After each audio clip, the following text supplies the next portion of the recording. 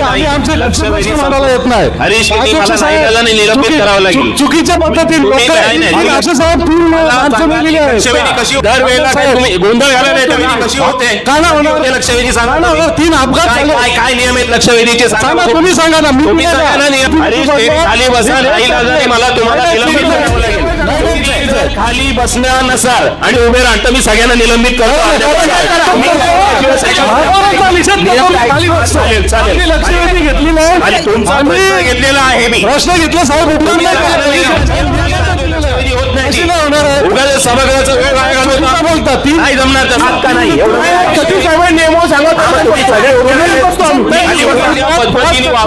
मी 2 मिनिटं देतो. तुम्ही जर खाली बसले नाही तर मला निलंबित करावं लागेल. लोकांचे प्रश्न मांडायला येता का तुम्ही? साहेब तुम्ही चुकीचं मिनिटं देतो. नाही तुम्ही मनमानी चाललेली आहे साहेब. मनमानी चालले लागले तर निलंबित करा. करा ना निलंबित.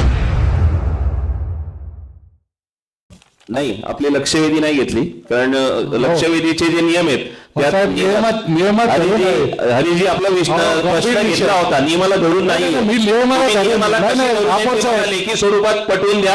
आता सभागृहाचा वेळ काय साहेब? तुमचा प्रश्न घेतलेला आहे. लक्षवेधी होत नाही होत नाही. तो प्रश्न होऊ शकतो. तुम्ही तुमचा प्रश्न बसा. सभागृहाचा वेळ वाया घालू नका. तुम्ही आमचे लक्षवेधी मांडायला येत नाही. हरीश शेट्टी मला सांगितलं नाही, निलंबित करावं लागेल. चुकीच्या पद्धतीने लक्षवेधी कशी होते? का ना होणार? लक्षवेधी सांगा. 3 अपघात झाले. काय नियम आहेत लक्षवेधीचे सांगा. तुम्ही सांगा ना. नियम उगाच सभागृहाचा वेळ वाया घालवता बोलतात नाही जमणार तसं. 3 मृत्यू खाली बसा. 3 मृत्यू खाली बसा नाही, मला तुम्हाला निलंबित करावं लागेल. नाही तुम्ही देऊ सांगा. आज 3 माणसं पद्धतीने वापरू नका. दरवेळेला काय तुम्ही गोंधळ घालायला येता का? आम्ही लोकांचे प्रश्न मांडायला येता का? तुम्ही प्रश्न मांडायला येता का? देत नाही. मग काय साहेब तुम्ही चुकीचं होत नाही. प्रश्न घेऊन येतो. तुमचा प्रश्न घेतलेला आहे मी. प्रश्न घेतला साहेब. उपकार नाही केला. लक्षवेधीचा नियम सांगा तुम्ही. मी प्रश्न लक्षवेधीचा नियम सांगा अगोदर. लक्षवेधीचा नियम माहित नाही आणि लक्षवेधी मांडायचा असं होत नाही. नियमात धरून नियमाला यायचं तुम्ही जमणार नाही. तुम्ही 2 मिनिटं देतो. तुम्ही जर खाली बसले नाही तर मला निलंबित करावं लागेल. 2 मिनिटं देतो. नाही तुम्ही मनमानी चाललेली आहे साहेब. मनमानी चालले. लक्षवादीचा नाही साहेब. मनमानी चालले. मनमानी नाही.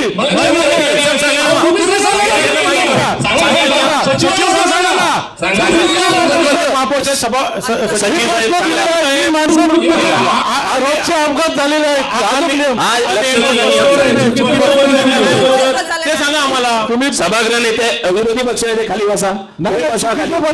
तुम्ही सांगता. तुम्ही दबाव आणता अध्यक्ष महोदय. दबाव नाही आणत आहे. तुम्ही दबाव आणता.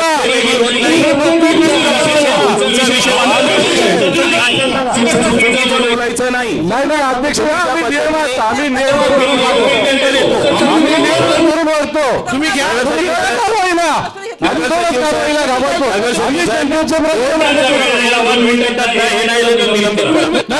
निलंबित. आम्ही जनतेचे प्रश्न घेऊन येतो.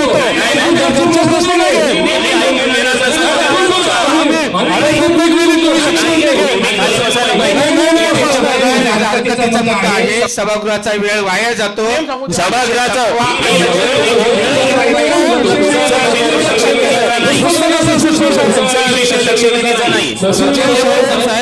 आपण नियम साहेबांना विनंती आहे की जरा लक्षवेधीचे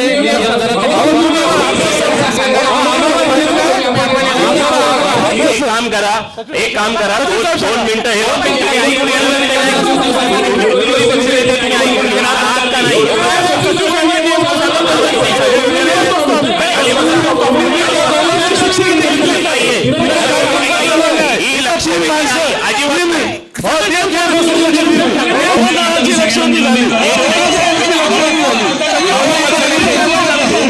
खाली बसणार नसाल आणि उभे राहता मी सगळ्यांना निलंबित करतो.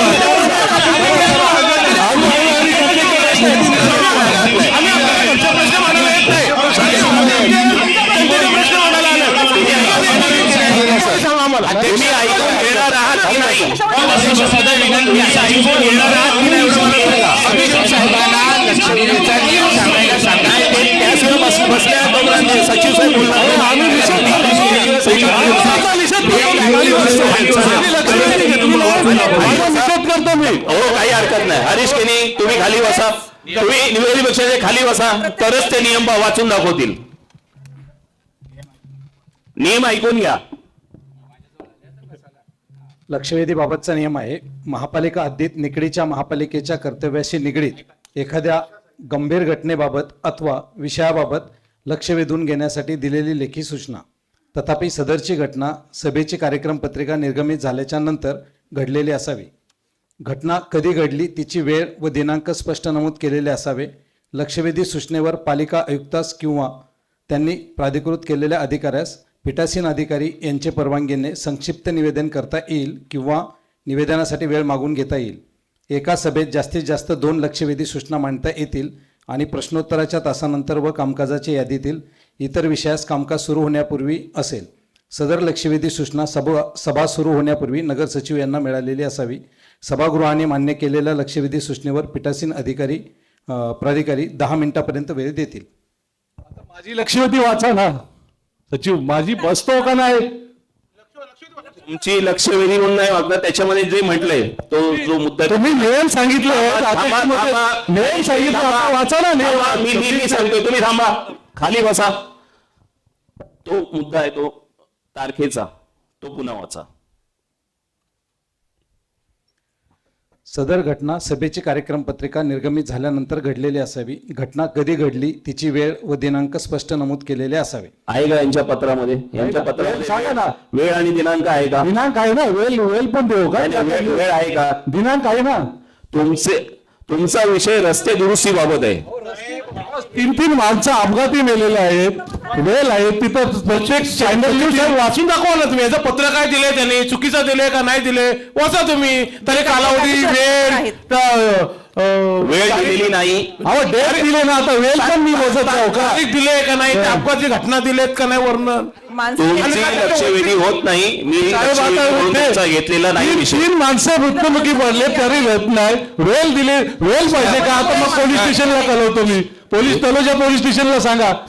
नसले माझी विनंती आहे की फक्त त्यांचं म्हणणं ऐका फक्त आणि त्याच्यानंतरचा विषय करू. फक्त म्हणणं मांडा तुम्ही 2 मिनिटांमध्ये. काय होतंय, सभागृहामध्ये एकच अजेंडा येऊन गोंधळ घालायचा आणि मग बाहेर जाऊन काहीतरी साहेब सांगायचं. गोंधळ काय? असं नाही. महिन्याच्या आतमध्ये अरे, सांगा ना, असं नियम होत सांगा. नाही. साहेब तुम्ही चुकीचं बोलता. नाही, जे चुकीचं जनतेचे नाही प्रश्न बोलत. आहेत तुम्ही नका ना. चुकीचं बोलत चुकीचं नाही. तुम्ही चुकीचं नियमाला धरून माझी लक्ष 10 तारखेला घडली. आपला अजेंडा 14 तारखेला निघालेला आहे. अहो महिन्याच्या आतमध्ये द्यायला पाहिजे ना. नाही तसं असं नियम काय? नाहीये. मग नियम तुम्ही नाही 4 तसा. दिवसात नियम काय नाही नियम आहे? तसा. आता काय नियम? आता तुम्ही तुमचे नियम काढायला लागले. सभागृह नेत्यांनी सांगितलंय तुमचं म्हणणं ऐकून घ्यायचं, पण त्याच्यावर कोणी काही याच्यावर तुम्हाला उत्तर देणार नाही. तुमचा प्रश्न तुम्ही ऐकून दाखवा. ओके धन्यवाद. तलोजा फेज 1 मध्ये मागील दिनांक 7 तारखेला एक दुर्दैवी घटना घडली. नंतर 10 तारखेला 2 दिवसात दुसरी एक दुर्दैवी घटना घडली. 7 तारखेला रॅश ड्रायव्हिंग मुळे 2 जण मृत्युमुखी पडले आणि 4 ते 5 जण जखमी झाले. आणि लगेच दुसऱ्या 2 दिवसात दुसरी एक घटना घडली आणि त्या ठिकाणी एक व्यक्ती दुर्दैवाने मृत्युमुखी पडला. अध्यक्ष महोदय, या ठिकाणी माझा मुद्दा असा आहे की तलोजा फेज 1 मध्ये प्रत्येक वेळी पहिला रिलायन्सवाले आले, त्याही रस्ते खोदले. नंतर पाईपलाईन वाले सिडकोचे ते आले, त्याही रस्ते खोदले. नंतर MSCB वाले आले, त्याही रस्ते खोदले. नंतर गॅसवाले आले, त्याही रस्ते खोदले.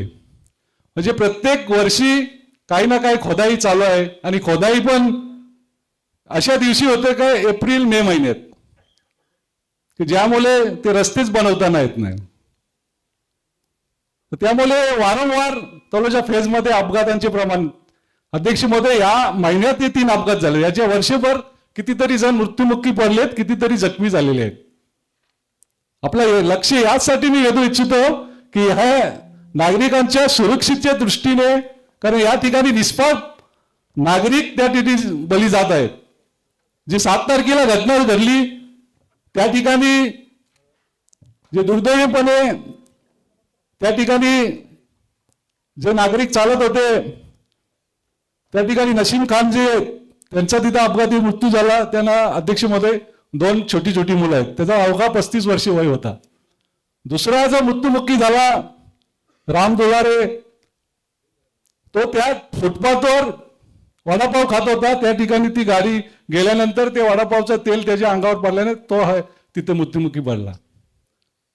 नंतर 2 दिवसात त्यालाही 1 ते 2 छोटी छोटी मुलं आहेत. नंतर 2 दिवसात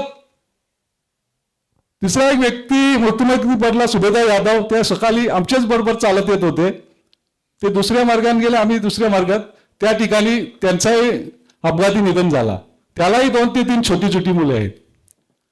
साहेब, तिथं दुर्दैवी अशी घटना आहे की हे जे अपघात करतात त्यांना 1 ते 2 दिवसात जामीन मिळाला जातो, परंतु या ठिकाणी जे मृत्युमुखी पडल्यात ह्यांची अवस्था अतिशय वाईट आहे. तिन्ही जे मृत्युमुखी पडल्यात त्यांची कुटुंबाची अवस्था, लहान लहान मुलं आहेत, त्यांना खर्चाची पण हे होत नाही. जे राम दुलारे अपघात झाल्यानंतर 3 ते 4 दिवसात साहेब मृत्युमुखी पडला. त्या सोसायटीवालेही सगळे आमचे समाजाने पैसे काढले आणि त्याचा उपचार केला, परंतु सुरुवातीला उपचार न चांगला मिळाल्यामुळे त्याचा त्या ठिकाणी मृत्यू झालेला आहे. या ठिकाणी सांगण्याचा उद्देश आहे की या ठिकाणचे याला अपघाताला कोणाला दोषी धरायचं ते मी काय बोलत नाही, परंतु या ठिकाणी आपण ही तलोजाची घटना आहे, पूर्ण शहरात पण असे छोटे मोठ्या प्रमाणात अपघात होत असतात. यासाठी आपल्याला विनंती आहे की आपले फुटपाथ व्यवस्थित करा, कारण फुटपाथाची अशी अवस्था आहे, तुम्ही तलोजा फेज 1 मध्ये बघितलं तर फुटपाथच नाही बरेच पूर्ण शहरात. हाही त्या ठिकाणी अतिक्रमणाचा विळखाच पडलेला आहे. जो वॉचमॅन त्या ठिकाणी मृत्यूमुखी त्या फुटपाथवर हातगाडी होती, त्या ठिकाणी तो वडापाव खायला गेला होता. म्हणजे फुटपाथच चालायला राहिले नाही. त्यामुळे हे नागरिक, जे दुसरा एक नसीम खान होता तो पण रस्त्यावर न चालत होता, यादव होता तो पण फुटपाथवर न चालता रस्त्यावर चालत होता. सांगण्याचा उद्देश आहे की फुटपाथ असते तर हे आमचे नागरिक त्या ठिकाणी फुटपाथवर चालले असते, त्यांचा मृत्यू झाला नसता. अध्यक्ष महोदय, ह्यासाठीच मी सांगत होई लक्षवेधी यासाठी घ्या का आपल्या शहराचा, आज तलोजाचा प्रश्न आहे, पूर्ण शहरात ही अवस्था आहे. त्यासाठी आपल्याला विनंती आहे की या शहराचे फुटपाथ व्यवस्थित करा, आमच्या तलोजा फेज 1 चे सिग्नलची व्यवस्था व्यवस्थित करा, ज्या ज्या ठिकाणी गतिरोधक करता येतील त्या ठिकाणी गतिरोधक द्या. या पूर्ण शहराचा रस्ता सुरक्षा ऑडिट करा की जेणेकरून अपघातांचे प्रमाण कमी होईल. हे वेगवेगळे विषय आहेत साहेब. ह्या विषयाला जेणेकरून नागरिकांचा, जे निष्पाप नागरिक आहे त्यांना काही माहीत नसतो, बिचारे चालत असतात आणि या अपघाताला बली पडत असतात. या ठिकाणी मी पोलीस स्टेशनला किंवा यांना पत्र दिलेत, आपल्या सभागृहाचा आपला अध्यक्ष आपलाही पत्र जाऊन दे की ह्या ठिकाणी तलोजा व्यक्ती 10 ते 22 ते 25 वर्षाची मुलंही ड्रायव्हिंग करीत असतात, रॅश ड्रायव्हिंग, त्याच्यामुळे अपघात होतात. आपलाही पत्र जाऊन दे का यांच्यावरही कारवाई करा. हे सर्व अपघात टाळण्यासाठी आपण या ठिकाणी या सभागृहाला विनंती करतो की हे जे माझे मुद्दे आहेत त्यांना या मुद्द्याला धरून ज्या ज्या उपाययोजना करता येतील त्या उपाययोजना करा.